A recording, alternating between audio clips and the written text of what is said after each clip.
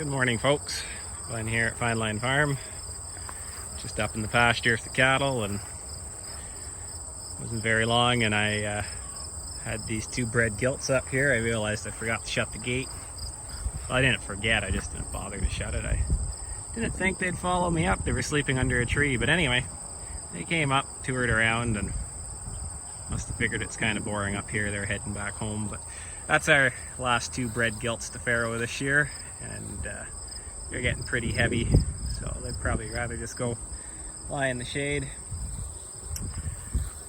Anyway, this is one of our pastures that's been in perennial pasture since 2014. Didn't have a very diverse mix planted in it, and then I think it was just mostly ryegrass, a bit of timothy, a bit of chicory, and some white clover. The chicory's played out, and I broadcasted 4 different types of clover up here the other year, just frost seeded it, and it took really well over there where the dairy cows are, but not so much in this field. I don't know why. Maybe we just grazed it sooner that year and didn't give it a chance to establish. Clover was coming on in here, but we have a bit of a drought situation and we're short on feed and we're feeding it. So is that going to be a detriment to next year? Likely, but we'll worry about that when the time comes, I guess, and figure it out as we go. Anyway, this is the herd here today. Zoom out so you can see him. I brought a bale up. We were running out of grass.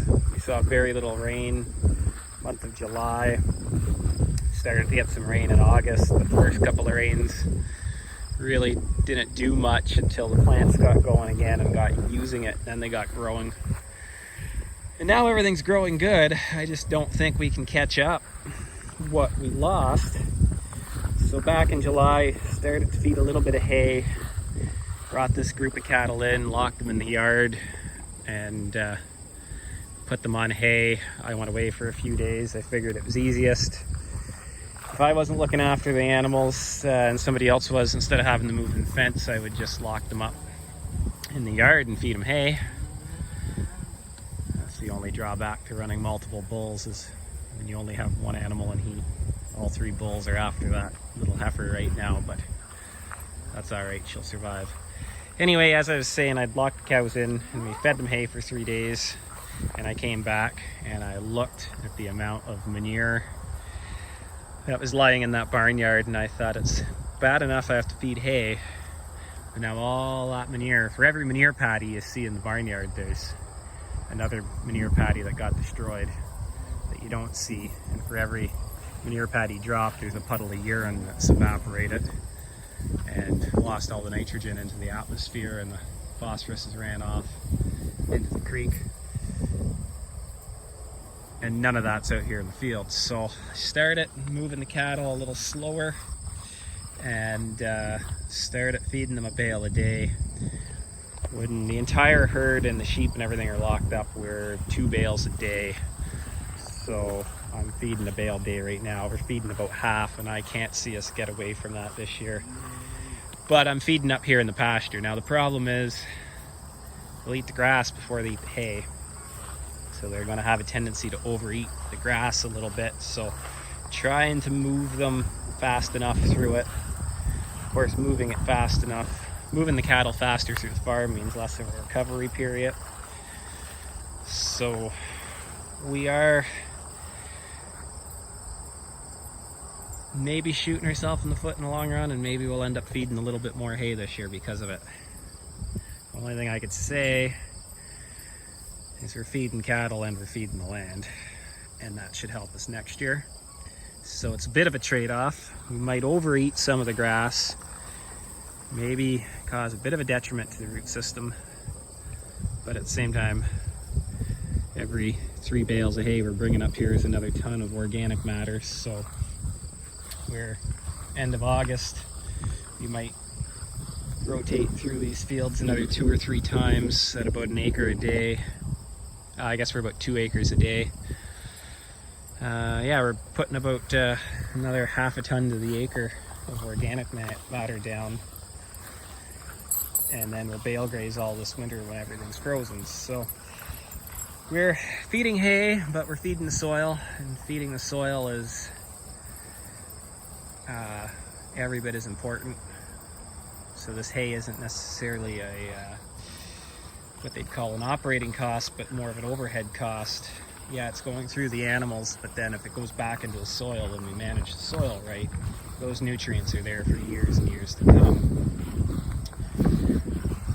So it's more of a long-term cost than a short-term cost if we're doing it right. I'm not going to tell you I'm doing it right, but that's my thought on it.